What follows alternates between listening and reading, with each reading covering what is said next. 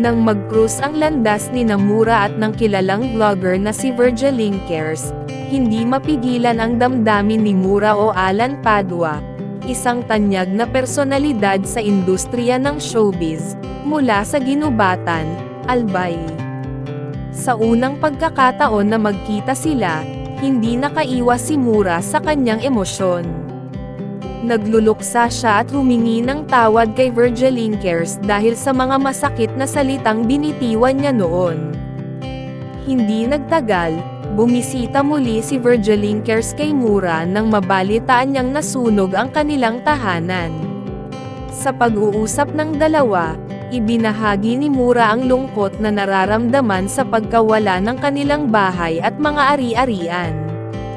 Ang lahat ng pinaghirapan niya sa pag-aartista ay nawala na rin sa pagkakasunog ng kanilang tahanan. Kasama sa nasunog ang kanyang mga ari-arian tulad ng kanyang play button mula sa YouTube, na simbolo ng kanyang tagumpay bilang isang vlogger. Dagdag pa rito, may mga pisikal na hadlang pa si Mura, tulad ng masakit na paa, na nagpapahirap sa kanyang paggawa ng mga vlog. Sa tulong at suporta ni Virgil Linkers, nakatanggap si Mura ng unang tulong na 10,000 piso para sa pagbili ng mga materyales para sa pagtatayo ng bagong tahanan. Sa isa pang pagkikita, ipinatawad ni Virgil Linkers si Mura at inalok muli ang kanyang tulong. Bagamat may mga di pagkakaunawaan sa kanilang samahan sa unang pagkakataon, pinili ni Virgil Linkers na kalimutan na ang mga ito at magbigay ng ikalawang pagkakataon kay Mura. Hindi lamang si Virgil Linkers ang nagbigay ng tulong kay Mura. Dahil sa kanyang pagiging tanyag na vlogger, maraming netizens ang tumulong din sa pamamagitan ng pagbahagi ng kanyang kwento at pangangalap ng donasyon para sa kanyang pangangailangan. Sa pagkawala ng kanyang kasamahan sa showbiz na si Mahal Tesorero, dagdag kalungkutan at lungkot ang nadagdag sa buhay ni Mura.